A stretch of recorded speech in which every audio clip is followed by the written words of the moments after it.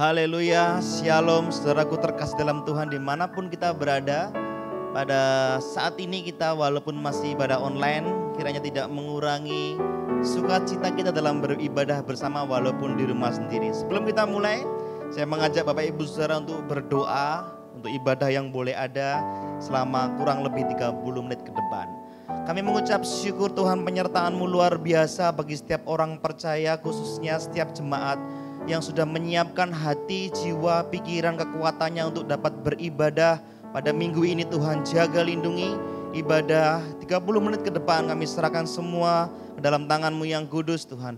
Sehingga haus akan roh kami dikuatkan, dihibur kembali, diberikan aliran air yang hidup oleh karena pujian, penyembahan dan firman-Mu yang kudus. Tolong Tuhan, jaga setiap para pelayan-Mu Tuhan Yesus, pemimpin pujian, singer, pemain musik, dan semua yang telah mengambil bagian. Tuhan jaga lindungi hati kami, supaya kami Tuhan Yesus turut dengan kehendak-Mu ibadah GBDI Jemaat Elim pada minggu ini.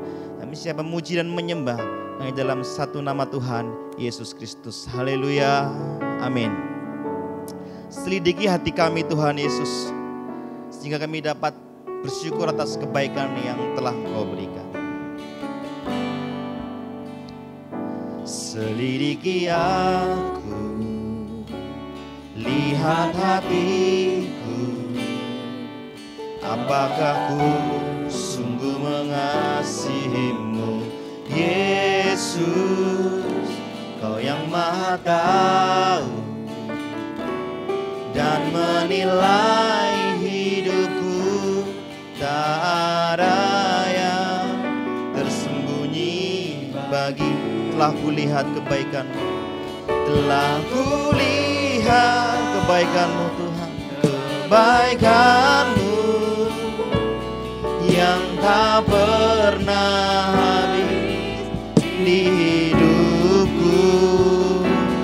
Ku berjuang sampai akhirnya Kau dapati aku tetap setia. Kita katakan sekali lagi, selidiki hati kami, selidiki aku, lihat hatiku, apakah ku sungguh mengasihi-Mu, Yesus. Kau yang Maha tahu dan menilai hidupku, tak ada. Kita katakan, telah kami lihat kebaikan-Mu Tuhan, telah kulihat kebaikan-Mu yang tak pernah habis di hidupku. Ku berjuang dan sampai akhirnya Kau dapati aku tetap. Telah kulihat kebaikan, telah kulihat kebaikan-Mu yang tak pernah habis hidupku. Ku berjuang sampai akhirnya Kau dapati. Katakan, ku berjuang setia, ku berjuang sampai akhirnya Kau dapati. Kita sembah Tuhan, kami mengucap syukur. Mari kita sembah Tuhan, mari kita rasakan hadirat Tuhan walaupun di rumah. Dimanapun kau berada, nikmati hadirat Tuhan melalui pujian menyembah. Yesus, Engkau baik Tuhan, kebaikan-Mu Tuhan, kebaikan-Mu Yesus. Kami mau berjuang selalu Tuhan, sembah dan Tuhan. Ku mengasihi-Mu Yesus, kuasa-Mu Tuhan. Haleluya, haleluya, haleluya. Terima kasih Yesus, sembah terus Tuhan. Engkau Allah yang perkasa, Engkau Allah yang besar dalam hidup kami. Terus jaga kami Tuhan, terus lindungi kami Tuhan. Menyembah-Mu Yesus, sebab Kau besar Tuhan, sebab Kau besar Yesus. Naungan-Mu Tuhan jaga lindungi. Kami mengucap syukur Tuhan Yesus. Kami rindu Tuhan, kami rindu. Kami rindu rasakan kehadirat-Mu Tuhan. Saat indah Tuhan ku berhadapan. Saat katakan ku berhadapan dengan-Mu Tuhan. Memandang wajah-Mu Yesus. Memandang wajah-Mu Yesus kekasih jiwa. Saat ini Tuhan bawa daku terus erat dalam pelukan. Bawa daku erat dalam pelukan-Mu. Amin. Kami mau menikmati kasih, menikmati kasih dan indahnya hadirat. Kita katakan hadirat-Mu Yesus. Hadirat-Mu Tuhan, ku rasakan kekudusan-Mu, kekudusan-Mu Bapa, penuhiku. Ku rindu selalu diam dalam hadirat-Mu, dalam bait menikmati kasih Yesus, menikmati kasih anugerah-Mu. Kita katakan sekali lagi, saat indah ku berhadapan dengan saat indah ku berhadapan dengan-Mu.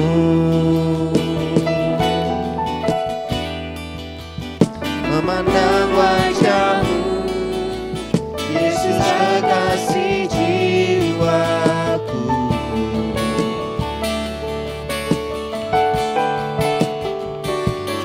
Bawa daku erat dalam pelukan-Mu. Menikmati kasih dan indahnya hadirat-Mu. Kita katakan sama-sama, hadirat-Mu Yesus, hadirat-Mu Tuhan, ku rasakan amin kekudusan-Mu Yesus, kekudusan-Mu Bapa, penuhiku. Ku rindu selalu diam dalam bait-Mu, menikmati kasih, menikmati kasih. Sekali lagi kita katakan hadirat-Mu Tuhan, naungi Tuhan melalui hadirat-Mu. Hadirat-Mu Tuhan, ku rasakan kekudusan-Mu Bapa, penuhiku.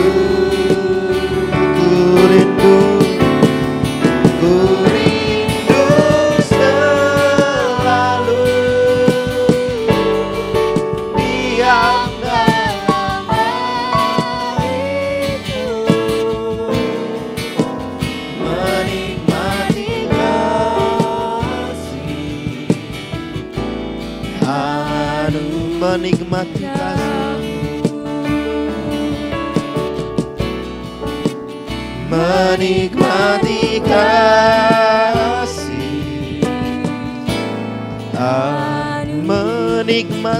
kasih-Mu Yesus. Menikmati kasih anugerah-Mu. Haleluya Yesus, terima kasih Tuhan. Sungguh besar anugerah yang Kau berikan bagi kami Tuhan. Melalui pujian penyembahan ini Tuhan, kami kembali menikmati hadirat-Mu Tuhan Yesus. Lebih dalam lagi, kami rindu Tuhan, Kau berbicara atas kami melalui firman-Mu. Jaga hati, lidah, pikiran hamba-Mu. Dan setiap hati yang menerima berkat firman Tuhan ini menjadi tanah yang subur, sehingga benih ini berakar, bertumbuh dan berbuah Tuhan Yesus. Kami siap mendengar Tuhan Yesus setiap firman yang Kau berikan. Kami mengucap syukur, kami siap menerima berita akan firman-Mu. Ini dalam satu nama Tuhan Yesus Kristus. Haleluya, amin. Haleluya. Bagaimana Bapak Ibu Saudara, walaupun di rumah, kiranya tidak kehilangan sukacita melalui pujian penyembahan yang terus menguatkan kita di dalam Tuhan Yesus. Dalam masa yang saat ini, jujur Bapak Ibu Saudara, saya pribadi kangen ya ibadah secara persekutuan koinonia, secara perkumpulan yang bagaimana jemaat mula-mula dikuatkan.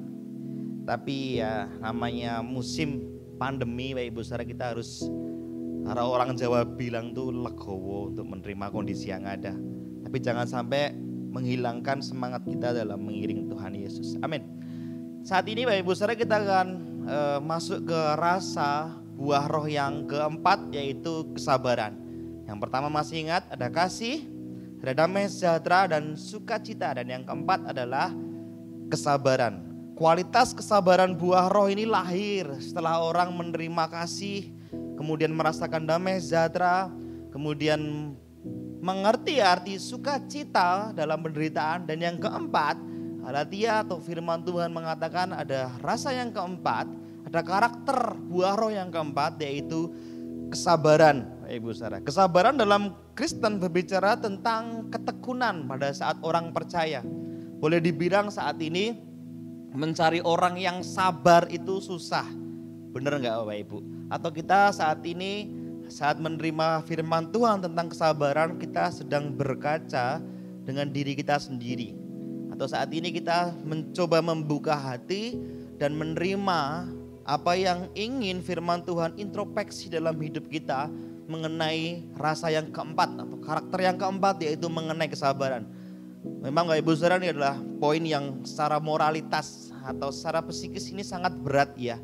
Sabar itu apakah yang hanya waktu kita digoda, kita diuji kemudian bilang sabar, yang penting sabar. Atau seperti apa? Sama-sama kan kita lihat Bapak Ibu Saudara 20 atau 15 menit ke depan apa yang ingin firman Tuhan katakan mengenai kesabaran. Sebelumnya saya ingin buka dalam satu ilustrasi. Suatu hari ada seorang remaja datang ke sebuah gua dan dia melihat dari kejauhan ada mutiara Bapak Ibu Saudara yang sangat mengkilap dan mencuri perhatiannya. Singkat cerita, karena begitu indahnya barang mutiara ini, seorang remaja ini masuk ke gua itu. Tapi dia tidak tahu ternyata di dalam gua itu ada beruang besar yang sangat ganas. Mungkin lapar, tidak lapar, beruang ini pastinya tetap ganas. Sehingga berusaha secerdik apapun, sang remaja ini tetap tidak bisa mengambil mutiara yang indah.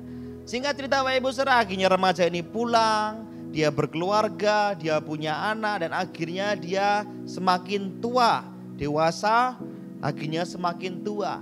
Dan dia teringat ada mutiara yang sangat indah yang pernah dia lihat. Kira-kira masih ada atau sudah hilang? Akhirnya setelah berpuluh-puluh tahun seorang remaja ini datang ke gua itu kembali. Dan dia melihat mutiara ini tetap indah. Tetapi Bapak Ibu Saudara, beruang itu sudah tampak tua, tampak tidak memiliki kekuatan dan sangat lemah. Dan akhirnya si remaja ini yang sudah jadi tua mengambil mutiara ini dengan mudah. Nah Bapak Ibu Saudara, saat ini apa yang bisa kita ambil? Bagaimana seorang pemuda remaja ini dia bersabar untuk mengambil sesuatu yang sangat indah. Beruang ini bisa menjadi gambaran kita tentang tantangan hidup. Apakah saat ini kita terus berpikir tentang permasalahan, pergumulan, tantangan hidup sehingga kita bergulat terus rasa sakit, atau kita lebih baik untuk mengambil sikap bersabar hanya untuk mendapatkan seperti gambaran mutiara ini, hikmah yang luar biasa, kepuasan yang luar biasa karena kita telah hidup sabar. Nah, ini satu ilustrasi Bapak Ibu Saudara bagaimana hidup kita sering yang kita pikirkan yaitu adalah tantangan, pergumulan, kesakitan, apalagi permasalahan hidup. Kenapa kita tidak lebih memilih untuk hidup lebih sabar? Nah, pada kali ini kita akan belajar 3 poin saja secara cepat Bapak Ibu Saudara. Apa yang firman Tuhan, sebagian dari firman yang boleh mengajarkan kita mengenai kesabaran. Poin yang pertama, apa itu kesabaran dari firman Tuhan? Poin pertama adalah Allah terlebih dahulu sabar terhadap kita. Kita buka dalam Roma 3 ayat yang ke-25. Roma 3 ayat yang ke-25. Kenapa kita harus merasakan rasa yang keempat dari buah roh setelah damai, kasih, damai sejahtera, sukacita, dan yang keempat adalah kesabaran. Apa yang firman mau? Ya, karena Allah terlebih dulu sabar terhadap kita. Roma 3 ayat yang ke-25, saya bacakan doa Ibu Saudara dalam nama Tuhan Yesus. Kristus Yesus telah ditentukan Allah menjadi jalan pendamaian karena iman. Dalam darahnya, hal ini dibuatnya untuk menunjukkan, simak baik-baik, keadilannya. Karena ia telah membiarkan dosa-dosa yang telah terjadi dahulu pada masa kesabarannya. Nah, Bapak Ibu Saudara, kita lihat di sini sama-sama bahwa Yesus menjadi jalan pendamaian untuk menyatakan keadilannya di dalam sifatnya yang sabar. Jelas sekali Bapak Ibu Saudara, Yesus yang memiliki tujuan dalam hidupnya yaitu menjadi jalan pendamaian. Dia menggunakan karakter yang dia miliki, bukan berkelimpahan, bukan miracle, bukan lagi kemakmuran, bukan. Tetapi Yesus katakan apa? Melalui kesabarannya. Sabar Bapak Ibu Saudara, milikilah rasa sabar supaya kita menemukan keadilan dalam hidup kita. Nah, banyak loh orang percaya tidak sadar bahwa Allah telah memberikan sifatnya yang sabar bagi manusia. Tapi kita gak mau mempelajarinya. Banyak manusia ya menuntut keadilan dari Tuhan dan dia tidak menerima, hanya kurang sabar. Kita menuntut pemerintahan, kita menuntut suami, menuntut istri, menuntut Tuhan. Tuhan, aku bangun bisnis, kok enggak cuan-cuan, kok enggak badi-badi.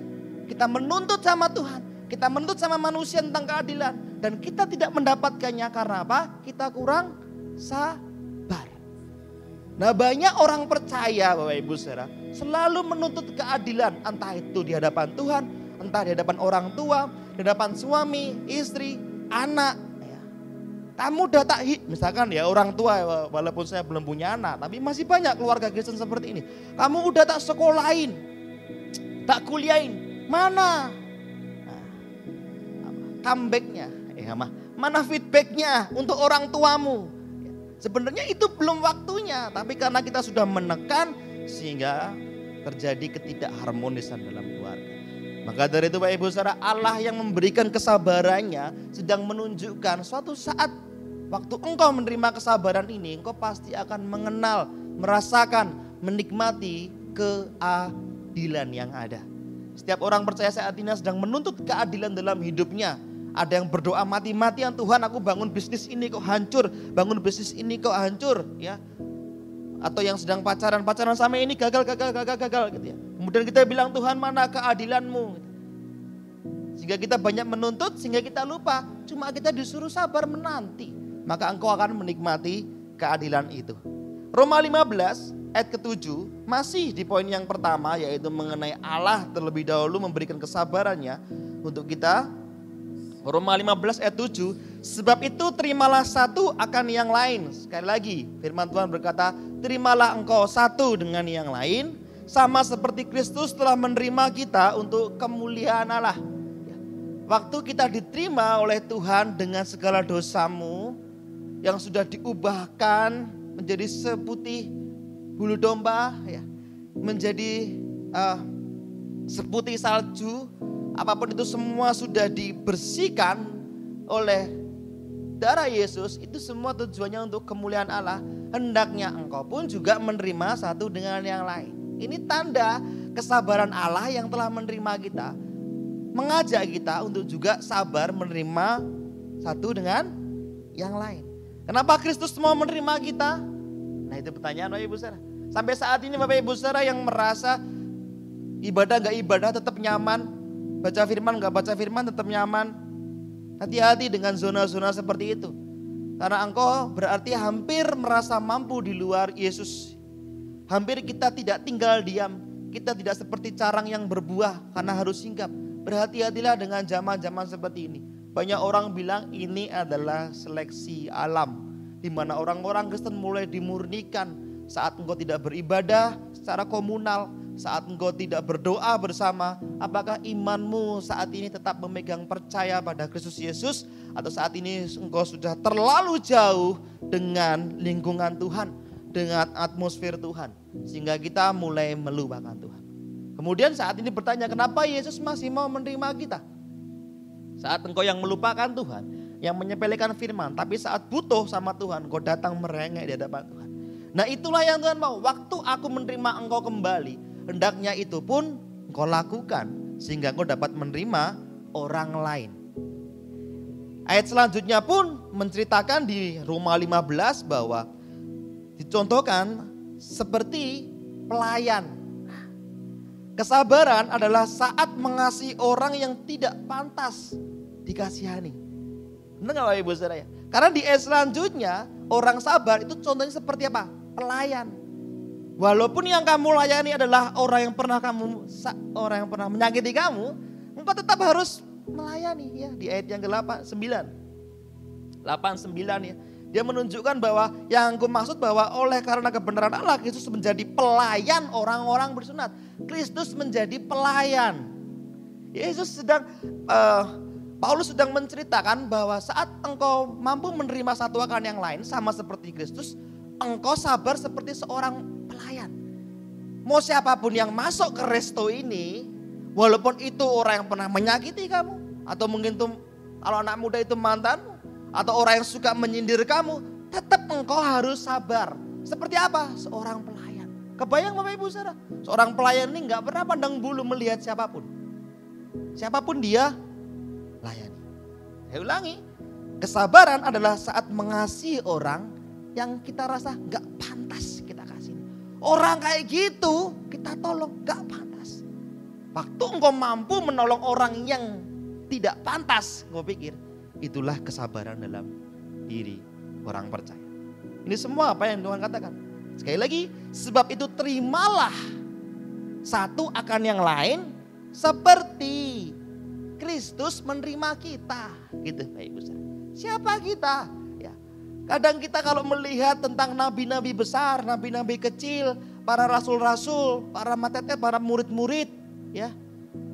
Semua yang merasakan martir, mati karena Kristus.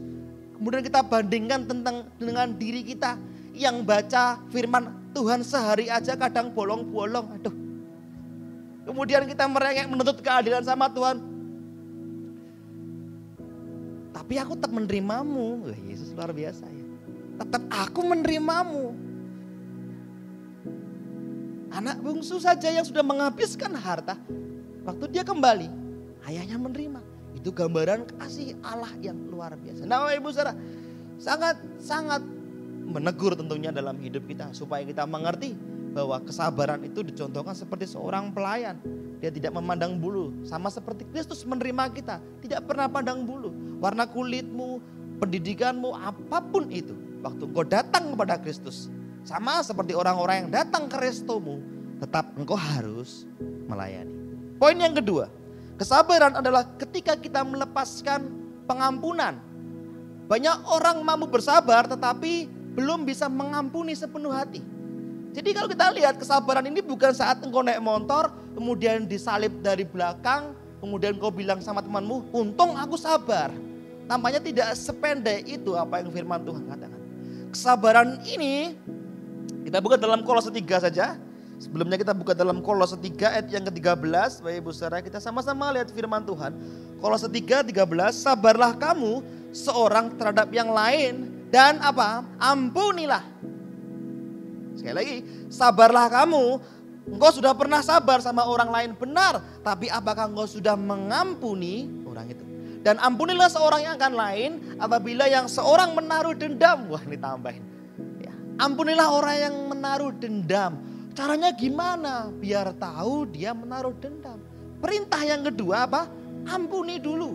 Gak usah mencari siapa orang yang dendam padamu. Dan ampunilah seorang akan yang lain apabila yang seorang menaruh dendam terhadap yang lain. Sama seperti Tuhan telah apa? Mengampuni kamu. Sama ya kayak Roma tadi. Sama kayak yang Roma 15. Sama seperti Kristus. Sekarang diulang lagi. Sama seperti Tuhan yang telah mengampuni kamu. Kamu perbuatlah juga demikian. Yesus menjadi teladan yang harus kita contoh ya. Poin yang kedua, kesabaran adalah ketika kita melepaskan pengampunan. Kesabaran adalah sifat Allah melalui sikapnya yang mengampuni. Sabar itu dalam bahasa Inggris long suffering, dikatakan bertahan dalam penderitaan yang berkepanjangan. Waduh. Karena kita masih konotasi sabar itu, wah orang itu gak sabaran. Kenapa? Apa-apa gerusah-gerusu, apa-apa panikan. Ternyata bukan itu yang dimaui firman Tuhan. Orang yang dikatakan sabar, dia yang mampu bertahan dikatakan. Dalam penderitaan yang berkepanjangan. Dikatakan, ini firman Tuhan ya, bukan saya Bapak Ibu Saudara. Ini firman Tuhan. Karena apa? Karena orang itu sudah mengampuni. Sabar sejenak itu mudah. Bener gak Bapak Ibu ya?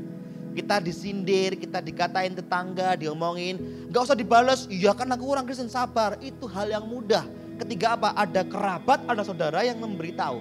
Tetapi apa yang terjadi dalam hati waktu kita sabar, kita harus juga mengampuni. Itu poin yang kedua Bapak Ibu Saudara.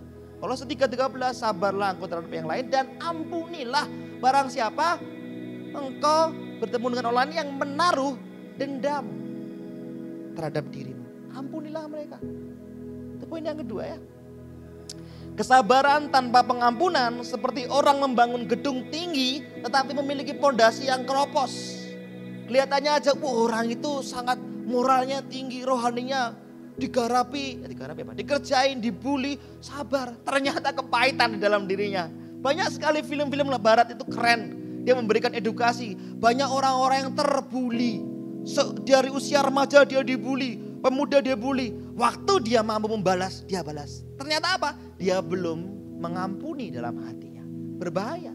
Maka dikatakan, ada seorang pendeta berkata bahwa kesabaran tanpa pengampunan seperti orang membangun gedung yang tinggi, tapi memiliki pondasi yang keropos. Suatu saat dia akan menghancurkan dirinya sendiri karena belum memberikan pengampunan. Bapak Ibu Saudara, jangan pernah berkata diriku sabar. Aku udah sabar ngomong kamu. Aku udah sabar sama kamu Tuhan. Melayani tapi gak naik-naik gaji, gak dapat rezeki banyak. Aku udah sabar nih. Apalah gitu ya. Selalu apa yang kita katakan lah sama orang lain, sama istri, suami, anak, sabar. Hati-hati yang lebih dalam. Di dalam hati kita itu adalah apakah kita sudah juga mengampuni orang-orang yang menaruh dendam terhadap diri kita. Ini yang mungkin bisa kita pegang mengenai kepahitan yang belum terselesaikan, akar-akar yang membawa kita menjadi kepahitan dalam hidup. Jangan-jangan kita belum mengampuni dan kita seakan-akan hanya mampu bersabar karena gak bisa membalas. Bersabar karena nunggu waktunya ya nanti ya tak balas. Oke, lihat aja itu. Itu orang-orang yang belum mengampuni, dia hanya sebatas sabar tapi tidak mengampuni. John F. Kennedy, presiden ke-35 Amerika Serikat, menarik Bapak Ibu Saudara, pernah mengatakan, ampunilah musuh-musuhmu tetapi jangan lupakan nama mereka. Tahu ya John F. Kennedy, sahabat dekatnya Insinyur Soekarno. Wah, kalau Bapak Ibu Saudara suka secara diploma yang ada bangsa Indonesia dengan USA, tapi Indonesia dan USA yang dulu loh ya. Benar sekarang. Diplomasi yang sangat kuat ya berkata, ampunilah semua musuh-musuhmu, tetapi jangan lupakan nama mereka. Kenapa maksudnya? Musuh-musuh yang dimaksud adalah orang-orang yang menyakiti. namun kita harus mengampuni dan terus mengingatnya sebagai teman. Ya. Oke, aku mengampunimu, aku sabar kamu, tapi kamu pergi jauh-jauh. John F. Kennedy seorang presiden, tetap ingat namanya. Jika engkau masih mengingat namanya, tapi engkau masih marah, engkau belum mengampuni. Duh, berat ya. Ya mau gimana Bapak Ibu Saudara, ini perintah Tuhan. Maka dari itu waktu engkau ingin rindu sama seperti firman, tapi engkau tidak mampu, disitulah Roh Kudus mau bekerja. Karena Roh Kudus mau memberitahu bahwa justru dalam kelemahanmu lah kasih karuniaku nyata dalam hidup. Yang terakhir, yang ketiga, pertahanan jiwa manusia yang terbaik adalah kesabaran. Pak Jokowi kemarin sempat viral ya Bapak Ibu ngomong, ya pada kesempatan kali ini saya cuma mau bilang sabar. Ya itulah pertahanan hidup kita saat ini. Mau yang paling kaya, mau yang paling sehat, ikut senam, ikut fitness, semua mah sudah bisa terpapar virus ini, oh Ibu Saudara. Jadi bagaimana cara bertahan hidup? Sabar. Inilah seleksi alam, seleksi iman kita saat ini. Apakah engkau bertahan dalam penderitaan yang berkelanjutan ini? Ayat terakhir, Amsal 16 ayat 32. Amsal 16 ayat ke-32 Bapak Ibu Saudara. Salomo anak Daud. Oke. Orang yang sabar melebihi seorang pahlawan. Bapak Ibu Saudara tahu pahlawan? Dia pandai memainkan pedang, dia pandai memainkan perisai, dia gagah, segalanya lah. Ya, terlihat fisiknya sangat luar biasa, sama kayak orang-orang sekarang. Ya. Pahlawan-pahlawan sekarang banyak Pak Ibu. Tapi orang sabar melebihi orang-orang seperti itu. Orang yang menguasai dirinya melebihi orang yang merebut kota. Apakah maksud dari ayat ini benteng itu dimaksudkan sebagai tameng untuk mempertahankan diri dari serangan musuh? Oleh karena ada benteng yang kuat melingkari kota, maka musuh hendak merebut kota ini memerlukan prajurit yang memiliki stamina tinggi. Ini sejarahnya. Strategi perang yang jitu, senjata yang canggih, dan kesabaran menanti penghuni kota lengah. Semua itu diperlukan agar pasukan penyerbu dapat mengepung, menyusup dan menyerangnya. Jika mereka hasil, niscaya panglima perangnya akan disambut sebagai pahlawan. Tetapi apa yang firman Tuhan katakan? Orang sabar melebihi semua itu semua. Orang sabar melebihi apa yang dikatakan dari orang yang mampu memenangkan suatu peperangan. Kenapa Bapak Ibu Saudara? Karena kesabaran membuat orang kuat dalam bertahan hidup. Dia tidak memiliki emosi yang melebihi akalnya. Dia mengerti bahwa waktu menyerang kota, dia harus sabar. Bahkan pahlawan-pahlawan yang mendapatkan kota, di balik itu ada orang yang memiliki strategi yang jitu karena dia bersabar. Nah, pertahanan yang terbaik Bapak Ibu Saudara dalam hidup kita saat ini bukan menjadi kaya. Mau banyak uang kita pun, mau sesehat-sehat apapun, kita saat ini bisa terpapar. Kita bisa terkena apapun itu yang mungkin membuat kita menderita. Jadi apa yang harus kita lakukan? Yaitu bersabar. Ingat Bapak Ibu Saudara poin pertama tadi. Kesabaran adalah sifat Allah untuk menerima kita. Kesabaran adalah bukti kita mampu mengampuni sesama. Kesabaran adalah cara kita bertahan di dalam menenangkan jiwa kita. Kiranya firman Tuhan kita terima pada saat ini menguatkan kita di rasa buah yang keempat ini. Sehingga kita hidup lebih penuh dengan kesabaran. Supaya Tuhan mengenalkan ketenangan dalam hidup kita. Sehingga apa yang kita alami saat ini menjadi kekuatan untuk di masa yang akan datang. Apa yang kita alami saat ini menjadi suatu tanda bahwa Tuhan masih peduli dalam hidup kita. Amin Bapak Ibu Saudara. Kita akan tunduk dalam doa dan kita akhiri ibadah pada hari ini dengan penuh sukacita dalam doa. Kami mengucap syukur Tuhan Yesus, Allah yang baik dalam hidup kami, menyertai hidup kami. Dari awal, pertengahan, hingga pada akhir ibadah pada saat ini kami percaya Tuhan, kami dikuatkan kembali, kami diyakinkan kembali. Kami tidak mau jauh dari-Mu Tuhan Yesus. Walaupun di perkumpulan-perkumpulan yang ada, saat ini mungkin kami sedang dibatasi, tapi terus kami rindu Tuhan, kami menikmati hadirat-Mu. Kami percaya Tuhan, Roh-Mu yang kudus, Roh-Mu yang menghibur dan menolong, tidak terbatas ruang dan waktu. Walaupun kami beribadah di rumah masing-masing, terus jamah hati kami, supaya kami terus memiliki kerinduan akan hadirat-Mu. Kami mengucap syukur Tuhan, sebelum kami berpisah satu dengan yang lain Tuhan Yesus, atas ibadah saat ini, kami mau berdoa Tuhan.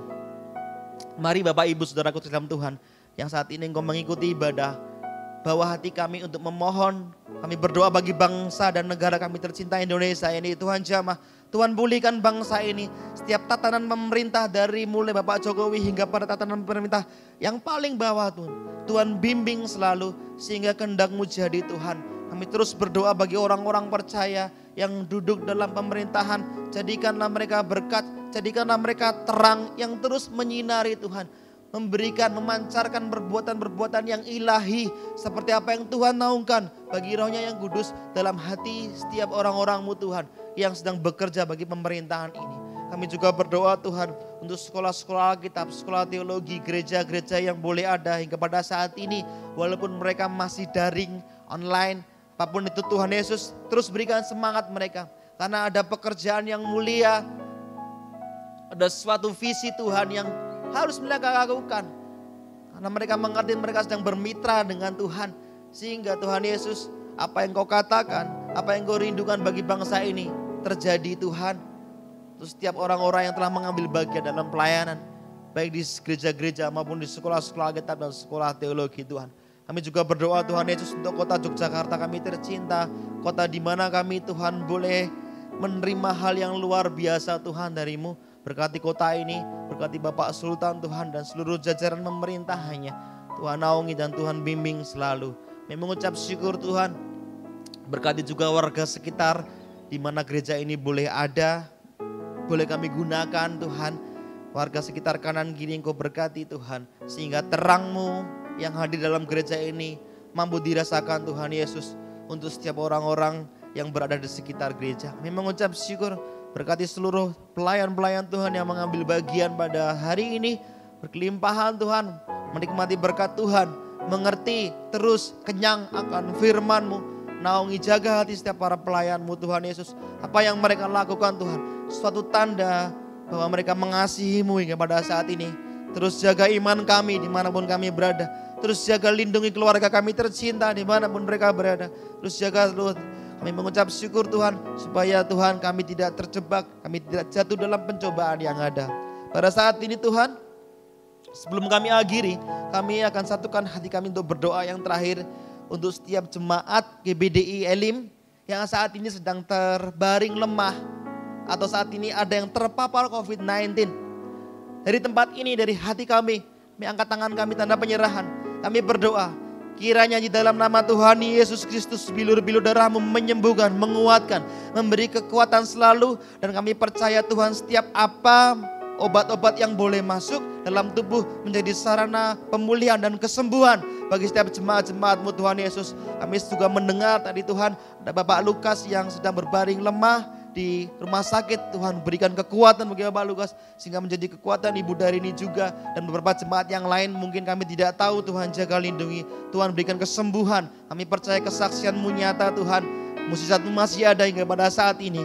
Kami mengucap syukur berkati jemaat-jemaat dimanapun mereka berada yang telah mengikuti ibadah online. Pergumulan, kesakitan, ketakutan, kegelisahan, kecewaan apapun yang terjadi Tuhan, kiranya Tuhan Yesus hadir menjadi penghibur kekuatan dalam hidup setiap jemaat-Mu. Kami mengucap syukur Tuhan.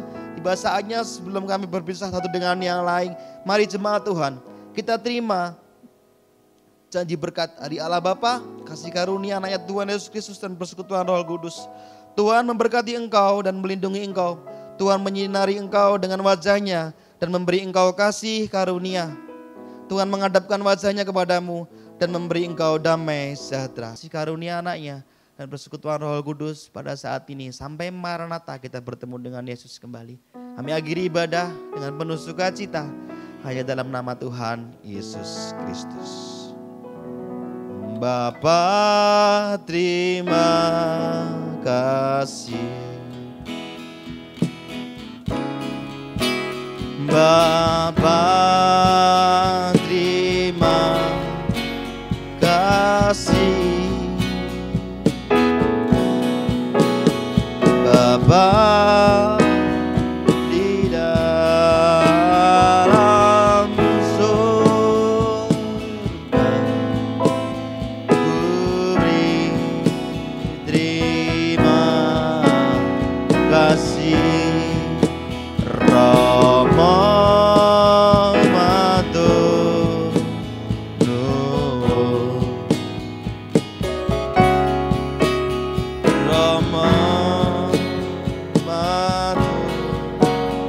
nuwun Rama dan swarga kula matur nuwun